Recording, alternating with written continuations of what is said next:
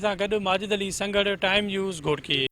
नासिन report मां ॾिठी तव्हांखे अपडेट कंदासीं त अटे जी क़ीमतुनि ते ज़ाब्तो नाहे अची सघियो। सिंध सरकार पारां जेके अटे जी क़ीमतुनि जे हवाले सां फ़ैसिलो कयो वियो हो त अटो जेको आहे उहो फ़ी किलो जे हिसाब सां 41 रुपया 88 पैसा इन हवाले सां अटो जेको आहे उहो विकिरो कयो वञे इन हिसाब सां, पर इन ते बि अमल नाहे थी सघियो। ऐं इहे हिदायतूं जेके आहिनि उहे जारी कयूं वयूं हुयूं ज़िला इंतज़ामिया खे त अटे जो जेको स्टॉल आहे उहो लॻायो वञे त जीअं अवाम हितां सस्ते अघ में अटो ख़रीद करे सघे। मुख़्तलिफ़ शहरनि जी सूरत हाल मालूम कंदासीं। सखर मां फ़ारूक सुमरो असां सां लाइन ते मौजूदु आहे। फ़ारूक, छा अपडेट्स आहिनि? छा सखर में स्टॉल्स वग़ैरह लॻाया विया आहिनि छाकाणि त मार्केट में ऐं फ्लोर मिल्स पारां अटो जेको आहे उहो महांगो विकिरो कयो पियो वञे? जी बिल्कुलु, अटे जे अघनि में त इज़ाफ़ो आहे। आम जेका मार्केट आहे उते त 60 खां 65 रुपया फ़ी किलो रहियो आहे। जेका होलसेल मार्केटूं आहिनि उते 60 खां 62 रुपया फ़ी किलो विकिरो करे रहियो आहे। जॾहिं त सिंध हुकूमत पारां जेको 41 रुपया ऐं कुझु पैसा अटो विकिरो करण जो ऐलान कयो वियो, उनखां पोइ कुझु फ्लोर मिल मालिकनि पारां जिन खे कणिक जी कोटा मिली आहे उन्हनि पारां शहर अंदरि ई स्टॉल लॻाया विया आहिनि ऐं उहो सरकारी अघु जेको 418 रुपया आहे उन में फ़ी 10 किलो जो बैग विकिरो करे रहिया आहिनि। साॻी मार्केट में साॻियो ई अटो तक़रीबन 620 रुपया 10 किलो वारो बैग विकामी रहियो आहे। मुख़्तलिफ़ रेट आहिनि अटे जा ओवरऑल। जॾहिं त खंड जे अघनि में बि इज़ाफ़ो थी वियो आहे। खंड फ़ी के जी 95 खां 100 रुपया फ़ी किलो विकामी रही आहे। महांगाई जो तूफ़ान बर्पा आहे। आवाम तमामु घणी परेशान आहे। ज़िले इंतज़ामिया सिंध हुकूमत तोड़े लाॻापियल अख़्तियारूं जेके प्राइस कंट्रोल कमेटियूं जिन जूं जुड़ियल आहिनि उन्हनि पारां अघनि ते कंट्रोल करण में मुकमल तौरु नाकाम आहिनि। प्राइस कमेटी जो इजलास त मुनक़िद कयो वञे थो, पर उनखां पोइ उहे प्राइस कमेटी जा जेके अख़्तियारियूं उन जे उहिदेदार आहिनि या डिप्टी कमिश्नर आहे उहे सिर्फ़ु ऑफिसुनि ताईं महदूद आहिनि। अमली तौर ते उन अघनि ते अमल कराइण जे लाइ के बि तहरुक न पिया वठनि। खंड जो रेट तोड़े ॻाढ़नि मिर्चनि जो रेट हिन भेरे प्राइस कमेटी पारां ओपन कयो वियो आहे ऐं उन्हनि अणसिधी तरह जेके ताजिर आहिनि, जेके वापारी आहिनि, उन्हनि खे अणसिधी तरह इजाज़त ॾिनी वई आहे त खंड ऐं ॻाढ़ा मिर्च पंहिंजी जेका मनपसंदि अघ आहिनि तव्हांजा उन्हनि ते विकिरो करे सघो था पिया। तंहिं करे खंड ऐं ॻाढ़नि मिर्चनि जे अघनि में तमामु घणो इज़ाफ़ो अची वियो आहे, जंहिं ते कंट्रोल करण में ज़िले इंतज़ामिया नाकाम आहे। कुझु शहरी असां सां मौजूदु आहिनि, उन्हनि सां ॻाल्हि ॿोल कंदासीं त हू महांगाई खे कीअं पिया ॾिसनि। सर, आप बताइए कि महंगाई कैसी कितनी हो गई है और ज़िले इंतज़ामिया क्या कर रही है? देखिए, महंगाई तो उरूज पर है इस टाइम पे गरीब आदमी के लिए, यानी कि इस वक्त 2 टाइम की रोटी खाना भी मुश्किल हो गया है। आपके सामने इस टाइम मार्केट में जो है 2 रेट पे जो है आटा बिक रहा है। 60 रुपये आटे का एक रेट है और अपना 41 रुपये 80 पैसे सीएम साहब की तरफ से वो एक अलग रेट है। चीनी 100 रुपये से यानी कि प्लस है। गवर्नमेंट की तरफ से रिलीफ दिया जाता है यूटिलिटी स्टोर्स पर कि आवाम को सस्ती चीनी सस्ता आटा मिलेगा, मगर यूटिलिटी स्टोर इस टाइम बिल्कुल खाली लगे पड़े हैं। तो गवर्नमेंट को चाहिए कि एक तो उन लोगों के ऊपर जिनकी ये फील्ड नहीं है, जिनका कारोबार नहीं है, जो लोग स्टॉक कर रहे हैं, उन लोगों के ऊपर जो है एक्शन लिया जाए। और दूसरा, जो रेट फिक्स हुए हैं उस पर मुकम्मल अमल दरामद किया जा रहा है। अपना असिस्टेंट कमिश्नर डीसी साहब की तरफ से रोज़ाना की बुनियाद पर यहाँ पर टीमें जो है वो काम कर रही हैं शहर के अंदर, और जो है यानी कि जो इजाफी बेचने वालों के रोज़ाना की बुनियाद पर चालान भी किए जा रहे हैं। मगर असल मसला ये जो रोज़ बरोज़ रेट जो पीछे से बढ़ते जा रहे हैं उन पर जो है उस वफाकी गवर्नमेंट और सूबाई गवर्नमेंट को जो है मुकम्मल कंट्रोल करना चाहिए। जिसकी फील्ड नहीं है वो एक अनाज जो है लेके स्टॉक किस तरीके से कर रहता है उसके ऊपर जो है भरपूर एक्शन लिया जाए। चाचा, आप बताइए महंगाई कितनी हो गई है? भाई महंगाई तो इतनी है कि लोग परेशान हैं। घर में लड़ाई झगड़े जाते हैं, लोग करते हैं, कारोबार है ही नहीं। और दूसरे जब इतने परेशान हैं गरीब आदमी कि रोटी से परेशान है। वो इतना कमाता है कि दवाई दारू में पूरा हो जाता है और उसको दवाई लेके आता है तो बच्चे बेचारे के भूखे रहते हैं। समझे? गवर्नमेंट को कंट्रोल करना चाहिए। बैठ जाते हैं ऑफिसर लोग घरों पे, बाहर निकलते नहीं हैं। इनको चाहिए बाज़ारों में आए और अपना जिसका नाम के उनको दे के आके चीज़ घर को कि क्या कंट्रोल में क्या नहीं है। अब वो बैठने से थोड़ी पता लगता है। आवाम के साथ नीचे निकल के आए तो हर दुकानदार से पूछें कि भाई क्या बात है, परेशानी काहे की है, कि महंगाई क्यों है। समझे? हर आदमी परेशान है। अगर वो दवाई की तरफ जाता है तो रोटी नहीं मिलती उसको। समझे? इतना परेशान है। आटा कितने का बिक रहा है? आटा तो भाई 65 भी है और 60 भी है, मगर कोई पता नहीं क्या हिसाब है। क्यों? कि महंगाई का रोज दिन ये होता है। जब तक सख्ती नहीं होगी, कंट्रोल नहीं होगा किसी काम पे तो गवर्नमेंट नाकाम है, समझे। कोई काम आप नहीं है। अब आदमी क्या करे, भूखा मरेगा क्या करता है, हैं? खुद कुछ ही करेगा, मरेगा, यही है उसके लिए, और कोई काम नहीं है। अभी तो लोगों को चाहिए मैदान में आए, सामने काम करें, ताकि थोड़ा बहुत गरीब का भी भला हो, किसी का हो। दादा अटो केतिरो महांगो थी वियो आहे? अटो बाबा तो महांगो थी वियो आहे, इलाही त बाज़ार में त कम से कम 620 में कटो मिले थो। दुकान वारनि खे वठि त 70 रुपए 75 रुपए दुकान वारा ॾियनि था। एॾी महांग वधी वई आहे। ग़रीब माण्हू 500 रुपया कमाईंदो, घर हलाईंदो या अटो वठंदो, छा कंदो? मसइलो आहे, ॿियो कुझु बि। खंड वग़ैरह ॿियो? अटो खंड हिते 100 रुपए किलो थी वई आहे। ग़रीब माण्हू काॾों पूरो त कंदो? 500 रुपया कमाईंदो, काॾों पूरो त कंदो? हथियूं थी वेंदे आहे। तव्हांजी ॾियारी घणी आहे? असांजी 12,000 पगार आहे। पगार घर बि शुकुर आहे, बसि गुज़र फुज़र थिए थो बसि। दादा अटो कीअं थो मिलेव ऐं किथां ईंदा हो? मां महीने में 4-5 हज़ार कमाईंदा हूँ, पर पहिरों 4 हज़ार कमाईंदा हुआसीं त 5 ॼणा खाईंदा हुआसीं। हाणे 20 हज़ार बि महीनो में कमायूं था, पल 20 बि न माण्हू पलंदा आहिनि। अहिड़ो हुकूमत आई आहे, हिन जो अहिड़ो पेर भारी आहे। हे हुकूमत सफ़ाई नाकाम आहे, रेट में सफ़ाई नाकाम आहे, रेशन जो खुदनोश वधी वई आहे, मन मांगा दाम वठनि था पंहिंजा। दाल चीनी अटो सब्ज़ी बि महांगी थी वई आहे। जेको माण्हू अटो दाल चीनी वठे, हल आलू सां ई मानी खाए त आलू बि असांखे पहुचंदा दूरों। अंडा बि महांगा आहिनि, हर शइ महांगी आहे। काॾे वञूं असां? ग़रीब माण्हू काॾे वञे? असां वज़ीर आज़म पाकिस्तान सां अपील कयूं था त रेट जेके क़ाबू पाए, हिन ते अवाम खे रिलीफ ॾे। असां पोइ इमरान ख़ान त शाना बिछाना वेठा आहियूं, न त पोइ जेकी हुकूमत आहे नाकाम, हिन खे असां दावत ॾियूं था त इहे पंहिंजी सीट छॾे पंहिंजे घर वञनि। हे सफ़ा नाकाम आहिनि। हे सिंध हुकूमत जो कमु आहे कि असीं रेटनि ते जेको आहे पंहिंजो नोटिस वठे, क़ाबू पाइनि। रेट सफ़ा उड़ंदा था वञनि हवा में, त ग़रीब माण्हू सफ़ा ई रुली पियो आहे। तव्हां अनाज मार्केट जा जनरल सेक्रेटरी बि आहियो, पर अटो हिते हिकिड़ी मार्केट में मुख़्तलिफ़ अघनि में थो विकिरो थिए, उनखे कीअं? असल में हिन टाइम जेको आहे हिकिड़ो अटो पोयों मिल तो मिले थो 60 रुपया पर केजी जे हिसाब सां, ऐं ॿियो अटो मिले थो 41 रुपया 80 पैसा। हाणे 60 रुपया वारी हे फ्लोर मिल मालिकान ऐं DC साहब जो चवणु आहे त हे प्राइवेट कणिक जो अटो आहे। बक़ाया जेको CM साहब को रिलीफ जो कणिक ॾिनी आहे, अलाए छा आहे, उहो माना 41 रुपया 80 पैसा। त तव्हां ॾिसी सघो था हिन टाइम मार्केट में ॿिनि अघनि जो अटो हले थो ऐं क्वालिटी मेंटेन में फ़र्क़ु आहे। त असां त इहा ई अपील कंदासीं त 41 रुपया 80 पैसा जेको CM साहब रेट फिक्स कयो आहे, आवाम खे हिकिड़ो रिलीफ ॾिनो वियो आहे, त इहो हिकिड़ो ई अटो हिकिड़ो ई रेट हलणु खपे। त सुठी क्वालिटी में हर कंहिंखे, ग़रीब माण्हू आहे, महांगाई थी वई आहे ॾाढी। 100 रुपया खंड किरास थी वई आहे हिन टाइम होलसेल जे अंदरि। त लाज़मी हिन जे माना पोयों जेको एक्शन, हिन मथे एक्शन खणणु खपे। त हिन टाइम जेको आहे ग़रीब माण्हू सफ़ा पिसजी वियो आहे। सिंध हुकूमत जी सब्सिडी वारो जेको अटो अचे पियो, उहो गैरमयारी आहे? साईं क्वालिटी में थोरो फ़र्क़ु आहे। तव्हांखे मां ॾेखारियो त ॿई क्वालिटियूं रखियूं। 60 वारी क्वालिटी सुठी आहे, VIP जंहिंखे चवंदा आहियूं। बाक़ी 41 रुपया 80 पैसा वारी जेका क्वालिटी आहे, उहा थोरी हुन खां घटि आहे।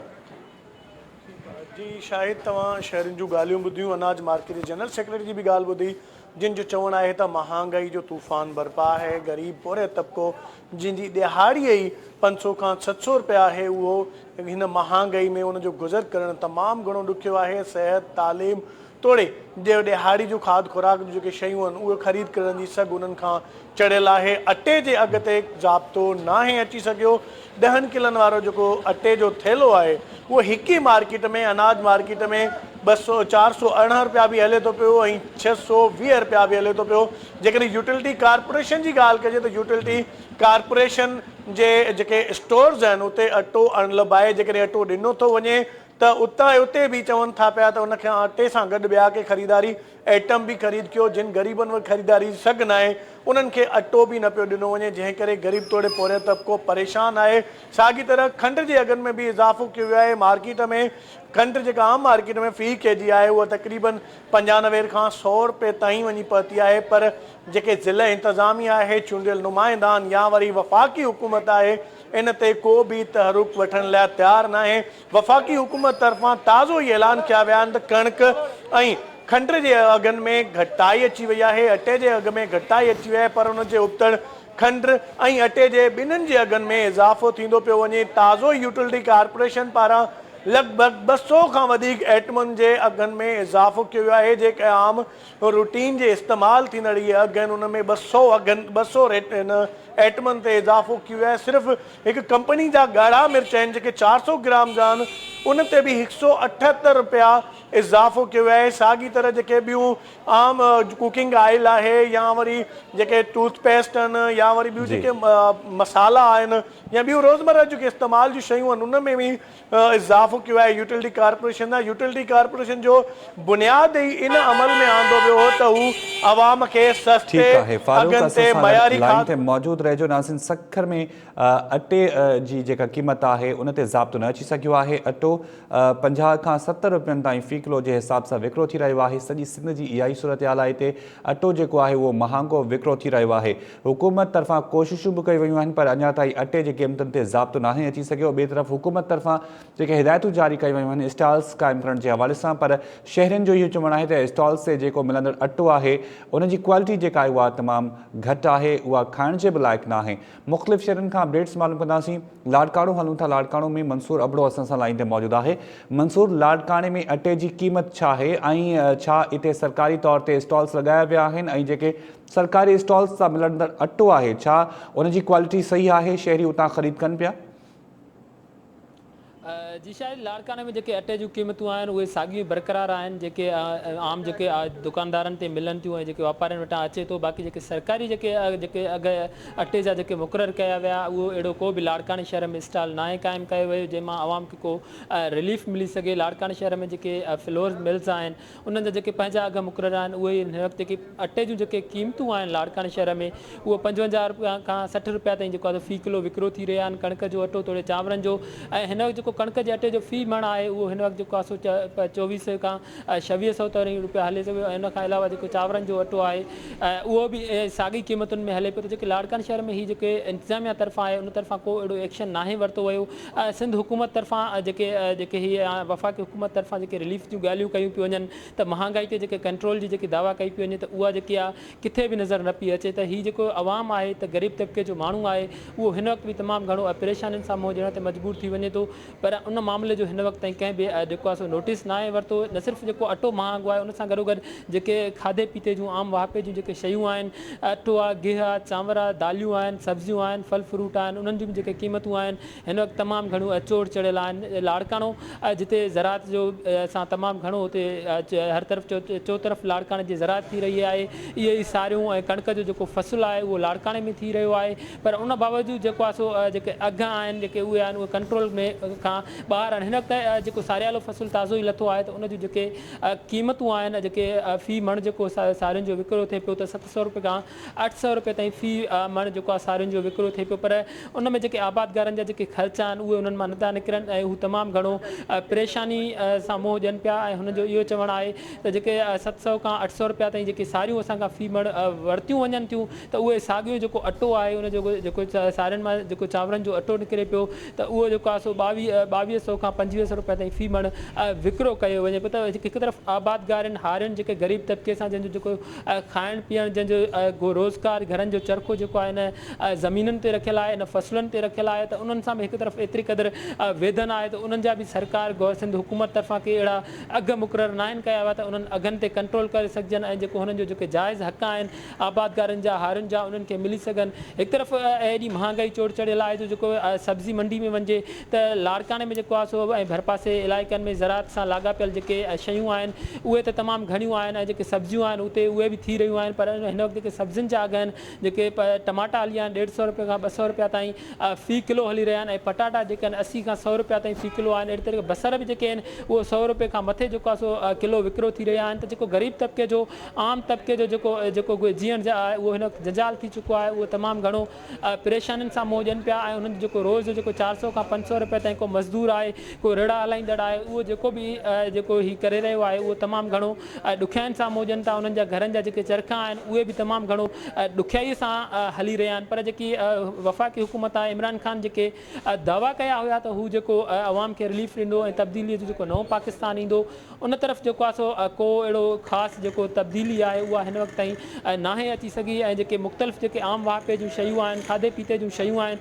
उन्हनि जा अघ मनपसंदि मुक़ररु थियल आहिनि पर को बि उन तरफ़ तरफ़ जेको आहे सो जेके टाइगर फोर्स जोड़ो वियो त जेको महांगाई ते कंट्रोल कंदो। इमरान ख़ान दावा कई त उहो तमामु घणो टाइगर फोर्स ते उहो अमल कराईंदा, पर उहो टाइगर फोर्स ख़ासि करे सिंध में ऐं लाड़काने शहर में अहिड़ा का बि जेको आहे सो इंतिज़ामी नाअहली आहे ऐं उहा का बि अहिड़ी शइ कंट्रोल में नथी अचे। ऐं वॾी ॻाल्हि इहा आहे त लाड़काने शहर में जेके असांजा जेके इंतिज़ामिया जा जेके अमलदार आहिनि, कमिश्नर्स आहिनि, डिप्टी कमिश्नर्स आहिनि, ऐं उहे डिप्टी कमिश्नर साॻाई जेके आहिनि उहे ऑफिसनि ताईं वेही ऐं इजलास कोठाए सरकारी हिकिड़ी जेकी कार्रवाई आहे उहा पूरी कंदा आहिनि, पर उन ते फ्लोर मिल्स आहिनि, जेके अटे जूं जेके चकियूं आहिनि, जेके चेक इन बैलेंस आहे उहो उन ते नाहे कयो वेंदो, जंहिंजे करे उहो ई सबबु आहे त लाड़काने शहर में जेके मुख़्तलिफ़ जेके फ्लोर मिल्स आहिनि उन्हनि जा जेके डिफरेंस अघु मुक़ररु थियल आहिनि, उन डिफरेंट अघनि जे करे ई जेको अवाम ते जेको असरु पए थो तमामु घणो पए थो। हिन वक़्तु बि जेके मार्केट में जेको अटो मिले थो, कणिक जो हुजे, तोड़े चांवरनि जो जेको अटो आहे उन जूं वैराइटियूं मुक़ररु थियल आहिनि। को ॾारे जो जेको अटो आहे उन जो जेको जेकी वैराइटी आहे उहा घटि आहे ऐं उहो अटो जेको आहे सो उन जो जेको खाइण में आहे उहा लज़त न आहे, उहो जेको सुठो न आहे, त उहो जेको आहे ग़रीब तबिके जो माण्हू 5-10 रुपया उहो फ़ी किलो सस्तो पए थो ऐं उहो ई अटो ख़रीद करे थो। पर जेकॾहिं उहो साॻियो ई जेको अटो आहे ऐं जेको उन में स्पेशल अटो मिले वञे त उहो फ़ी किलो 10 खां 15 रुपया महांगो विकिरे थो, जेको मिडिल क्लास ऐं अमीर तबिके जा माण्हू वठी खाइनि था। अहिड़े तरीक़े सां जेको ग़रीब माण्हू जो जेको जीअण आहे हिन दौर में हिन जेको आहे सो जंजाल लॻो पियो आहे, पर वफ़ाक़ी हुकूमत तरफ़ां तोड़े सिंध हुकूमत तरफ़ां तोड़े जेके ज़िलई इंतिज़ामिया अमलदार आहिनि उन तरफ़ को बि ध्यानु नथा ॾियनि। उहो ई सबबु आहे जो महांगाई जेको आहे सो ॾींहों ॾींहुं कंट्रोल खां निकिरंदी पई वञे। जेको खाधे पीते जूं शयूं आहिनि उहे कंट्रोल न थियण जे करे केतिरा ई भेरा जेको आहे सो रोड ब्लॉक कया विया शहरनि तरफ़ां, आम जेके ग़रीब तबिके जा माण्हू एहतिजाज कया विया।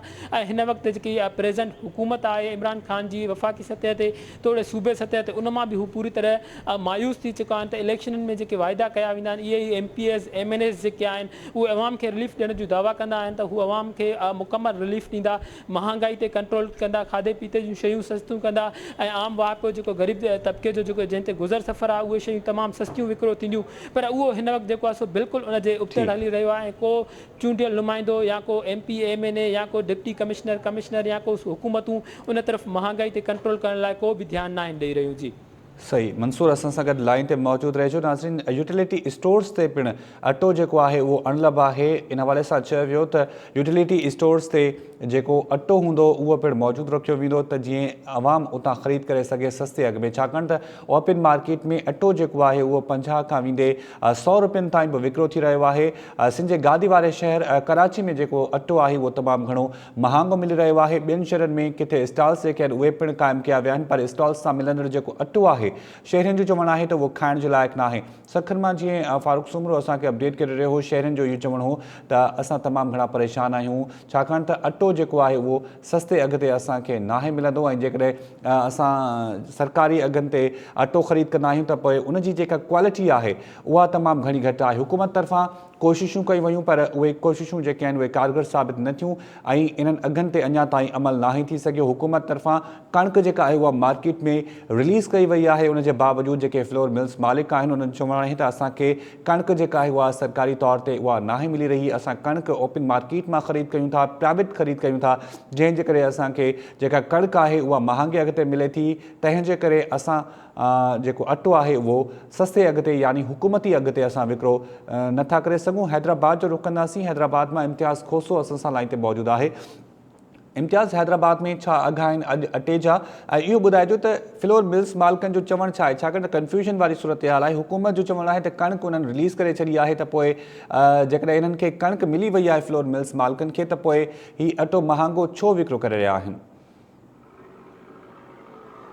शायद हैदराबाद में भी फ्लोर मिल्स मालिकन ऐं अटे चक्की जा जेके मालिक आहिनि उन्हनि जी हट धर्मी खां पोइ सस्तो अटो जेको आहे शहरनि लाइ ख्वाब बणिजी वियो आहे। हैदराबाद में 4-5 ॾींहंनि खां शहरी मुख़्तलिफ़ हंधनि ते जेके फ्लोर मिल्स आहिनि या अटे जूं चक्कियूं आहिनि उते अची पहुचनि था, उतां उहो पुछा कनि था त उन्हनि खे अटे जो जेको सस्तो अटो आहे सरकारी उहो उन्हनि खे घुर्बल आहे उहो उन्हनि खे फ़राहम कयो वञे। पर फ्लोर मिल्स मालिकनि जो चवणु आहे त उन्हनि खे जेका सरकारी कणिक मिले थी उन जो मिक़दार तमामु घटि हुजे थो, छाकाणि त उन्हनि जी जेका कोटा हुजे थी उहा तमामु घणी आहे। उन करे जेका सरकारी उन्हनि खे कणिक जी फराहमी थी रही आहे उहो अटो जेको आहे हू 48 रुपया फ़ी किलो जे हिसाब सां विकिरो करे रहिया आहिनि, जॾहिं त बाक़ी जेका मार्केट मां कणिक वठनि था ओपन मार्केट मां उहा उन्हनि खे महांगे अघ ते मिले थी। उन करे जेको उन कणिक जो जेको अटो पीसे थो उन्हनि जी फ्लोर मिल्स में, उहो उन्हनि जो रेट जेको आहे 60 रुपया फ़ी किलो आहे। चकी मालिकनि सां जेकॾहिं ॻाल्हि करियूं त उहे बि उन्हनि जो बि इहो ई चवणु आहे त उन्हनि खे जेका कोटा आहे उहा सिर्फ़ु 126 किलो रोज़ मिले थी, जॾहिं त उन्हनि खे घुर्बल जेका कणिक हुजे थी सरकार पारां उहा 2000 किलो हुजे थी, पर 2000 किलो जेका आहे सरकार उन्हनि खे फराहम नथी करे। उन करे हू बि जेको आहे 126 किलो वारी जेका कणिक मिले थी उन्हनि खे उहा ई जेका आहे उहा सस्ते अघ ते फराहम कनि था। मजमूई तौर ते हैदराबाद में जेके रेस्की जा दुकान आहिनि, परचून जा दुकान आहिनि नंढा नंढा, छाकाणि त हर इलाइक़े में हर पाड़े में त फ्लोर मिल्स जा अटे जी चकी मौजूदु न आहे, उन करे उते जेका शहरनि खे सप्लाई थिए थी उहा कणिक जे अटे जी उतां दुकाननि तां थिए थी। दुकाननि ते नंढड़ा ॿार वञनि था, गुलनि जहिड़ा मासूम ॿार, राबेल जहिड़ा ॿार जेकॾहिं वञनि था उते 100 रुपया बि खणी वञनि था त उन्हनि खे उहो दुकानदार अटे जी छापर में हिकिड़ी लप फराहम कनि था, उन लप सां त उहो पेट भरे मानी बि नथा खाई सघनि। शहरनि जो मुतालबो आहे त उन्हनि खे सस्तो अटो फराहम कयो वञे। हैदराबाद में जेका मिल्स मालिकनि ऐं चकी मालिकनि जी हठ धर्मी हुई उनखे ख़तमु करण लाइ थोरो घणो असां ॾिठो आहे त डिप्टी कमिश्नर हैदराबाद जेको आहे फवाद गफ़ार सुमरो उन नोटिस वरितो आहे इन मामले जो। काल्ह खां हैदराबाद जा जेके चारई तहलका आहिनि, सिटी आहे, बाराड़ी वारो तहलको, लतीफ़ाबाद या कासिमाबाद, उते जेके असिस्टेंट कमिश्नर आहिनि उन्हनि जी निगरानी में सस्ते अटे जा स्टॉल लॻाया विया आहिनि। उते रोज़ानो जे बुनियाद ते 5-5 हज़ार रुपया फ़ी तहलके में जेको आहे बैग सस्ते अटे जी फराहमी वारा उहे शहरनि खे फराहम कया पिया वञनि। पर हाणे छाकाणि त हैदराबाद में 3 लख खां वधीक आबादी आहे, तमामु घणा माण्हू हुजनि था, उन करे हर माण्हू खे इहो सस्तो अटो फराहम करणु जेको आहे उहो इंतिज़ामिया लाइ बि चैलेंज बणिजी वियो आहे। गॾोगॾु हिते जेके फ्लोर मिल्स मालिक आहिनि या चकी मालिक आहिनि उन्हनि जी बि घाटी क़ाइमु आहे, त उन करे उहो शहरनि लाइ ख़्वाब बणिजी वियो आहे। शहरी रोज़ानो वञनि था, नोटिफिकेशन जे हिसाब सां माण्हुनि खे दुकानदारनि खे ॿुधाईंदा रहनि था त भई नोटिफिकेशन आयो आहे त 41 रुपया 83 पैसा जे फ़ी हिसाब सां उन्हनि खे किलो अटे जो फराहम कयो वञे। पर दुकानदार ऐं उते जेके परचून जा रेस्की जा दुकानदार आहिनि, यूटिलिटी स्टोर जा मालिक आहिनि, उन्हनि जो चवणु आहे त उन्हनि खे सरकारी अटो फराहम नथो थिए, उन करे हू शहरनि खे उन ई रेट ते अटो फराहम कंदा जंहिं रेट ते उन्हनि खे खुलियल मार्केट मां कणिक जी फराहमी थी रही आहे। त शहर में हिन वक़्तु अटे जी जेके क़ीमतूं आहिनि उहे अञा ताईं घटिजी न आहिनि सघियूं। अटो हींअर बि हैदराबाद जे मुख़्तलिफ़ इलाइक़नि में पाड़नि में जेके रेज़की जा दुकान आहिनि या अटे जूं चकियूं आहिनि, फ्लोर मिल्स आहिनि, उते 65 खां 70 रुपया फ़ी किलो जे हिसाब सां फराहम कयो पियो वञे। बाक़ी थोरो घणो जेको रिलीफ मिलियो आहे इन काल्ह खां उहो ज़िले इंतिज़ामिया जी कोशिशनि सां आवाम खे मिलियो आहे। उते ज़िले इंतिज़ामिया हाणे उनजो चवणु आहे त रोज़ानो जे बुनियाद ते जेके अटे जा सस्ते अटे जा स्टॉल आहिनि उहे क़ाइमु कया वेंदा, उनखां पोइ जेको आहे जीअं शहरनि खे उहो रिलीफ फराहम करे सघनि। फ्लोर मिल्स मालिकनि जो चवणु आहे त उन्हनि खे कणिक जी फराहमी न थी रही आहे। हाणे असिस्टेंट कमिश्नर जे थ्रू जेको आहे उहो पंहिंजे फ्लोर मिल्स मां जेके गाॾियूं हुजनि थियूं 10 किलो बैग वारियूं थैलियूं जेके उनमें शापर भरे उहे जेके आहिनि असिस्टेंट कमिश्नर खे फराहम कयूं पियूं वञनि। असिस्टेंट कमिश्नर उन इलाइक़नि में वञी उते मुख़्तलिफ़ हंधनि ते स्टॉल लॻाइनि था। स्टॉल जीअं ई उते लॻे थो त उते हज़ारनि जे तइदाद में माण्हू पहुची वञनि था, उहो अटो ख़तमु थी वञे थो, ॿीहर उहे माण्हू जेके आहिनि मायूस थी हलिया वञनि था। 2 ॾींहं अॻु असां ॾिठो शायदि त हैदराबाद जूं जेके फ्लोर मिल्स आहिनि, जी गोरी फ्लोर मिल्स आहे,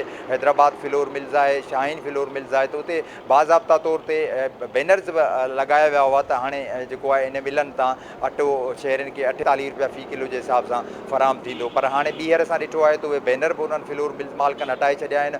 गॾोगॾु अटे जा जेके चकी मालिक आहिनि उन्हनि बि उहे बैनर्स पंहिंजे उन्हनि चकियनि तां हटाए छॾिया आहिनि। उन्हनि जो चवणु आहे त उन्हनि खे बि जेको आहे सरकारी कणिक जी फराहमी न थी रही आहे या तमामु घटि थी रही आहे, उन करे हू बि सरकारी जेको अघु आहे उन ते अटो शहरनि खे फराहम नथा करे सघनि। खुराक खाते जो चवणु आहे त असां जेको आहे अटे जी चकी जेका उन्हनि जी कोटा हुजे थी उन तहत उन्हनि खे कणिक फराहम करे रहिया आहियूं। फ्लोर मिल्स खे बि उहा कणिक फराहम कई पई वञे, पर फ्लोर मिल्स मालिक ऐं अटे जा जेके चकी मालिक आहिनि उहे का बि ॻाल्हि मञण लाइ तयारु न आहिनि। उन्हनि जो चवणु आहे त उन्हनि खे कणिक जेसि ताईं उन मिक़दार में न मिलंदी तेसि ताईं हू शहरनि खे अटो सस्ते अघ ते फराहम नथा करे सघनि। जी शायदि अच्छा इम्तियाज़ लाइन ते मौजूदु रहिजो। फारूक सुमरो इहो ॿुधाइजो त अव्हां इहो ॿुधायो त यूटिलिटी स्टोर्स इंतिज़ामिया सिर्फ़ु 1 आइटम याने जेकॾहिं को माण्हू अटो ख़रीद करणु वञे थो त उनखे उहा जेका इंतिज़ामिया आहे उहो अटो नथी ॾिए, उन्हनि खे इहो चयो पियो वञे त अव्हां ॿिया बि आइटम ख़रीद कयो। छो इहो छो पियो चयो वञे ईअं? जी ये शायद शहरनि जूं शिकायतूं आहिनि उन्हनि जो चवणु आहे त अटे जी जेकॾहिं वेट खां वधीक अटो ख़रीद था कयूं त यूटिलिटी इंतज़ामिया असांखे पाबंद बणाए थी त कुझु ॿिया बि आइटम ख़रीद कयो। असां वटि एतिरी सघई न आहे त ॿिया आइटम केॾां ख़रीद कयूं, तंहिं करे यूटिलिटी इंतज़ामिया खे इन ते बि सोचणु घुरिजे। जॾहिं यूटिलिटी इंतज़ामिया खां इन हवाले सां ॻाल्हाए मौक़ो मालूम करण जी कोशिशि कजे थी त उन्हनि जो चवणु आहे त अहिड़ियूं असां कंहिं बि शर्तूं न आहिनि लागू कयूं। अलबत्ता जेके ज़रिया ॿुधाइनि था पिया त इहे शहरनि जूं जेके शिकायतूं आहिनि उहे जाइज़ आहिनि ऐं वाक़ई यूटिलिटी स्टोरनि ते उन्हनि सां इन क़िस्म जो वर्ताव कयो पियो वञे। यूटिलिटी कॉर्पोरेशन में मुख़्तलिफ़ वक़्तनि ते अटे जा जेके डेबिट्स आहिनि, मतिलबु त यूटिलिटी स्टोरनि ते उहो अटो पहुचे नथो ऐं उन्हनि दुकानदारनि या जेके अटे जा जेके वापारी आहिनि उन्हनि खे अटो फ़रोख़्त कयो वञे थो पियो। जंहिंजो मिसाल ताज़ो ई सखर जे अयूब गेट वारे इलाइक़े में हिकु रक्षा में अटो भरियो पियो वञे दुकानदार जे लाइ, जंहिंखे पकड़ियो वियो हुयो ऐं जेको यूटिलिटी मोबाइल वैन हुई उन्हनि जे जेको इंचार्ज हुयो उनखे बि मुअतल कयो वियो। ताज़ो ई दादू में बि इन क़िस्म जो मामिलो साम्हूं आयो आहे।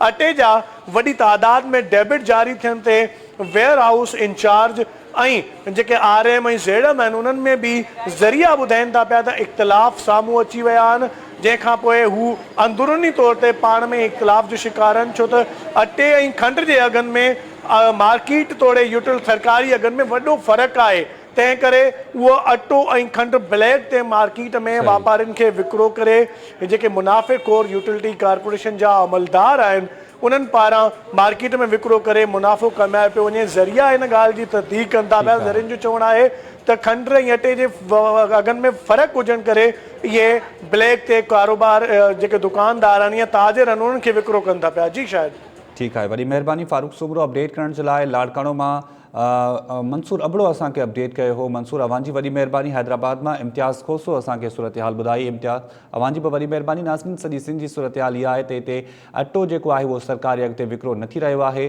जेकॾहिं ॻाल्हि कजे यूटिलिटी स्टोर्स जी त उते अटो अणलभ आहे। अगरि किथे मौजूदु बि आहे त उते इंतिज़ामिया जेका आहे उहा सिर्फ़ु अटो विकिरो नथी करे ऐं इहो चयो पियो वञे त अवां अटे सां गॾु ॿियूं बि शयूं ख़रीद कयो। ॿियनि शहरनि में स्टॉल्स लॻाया विया, पर स्टॉल्स तां मिलंदड़ अटो जेको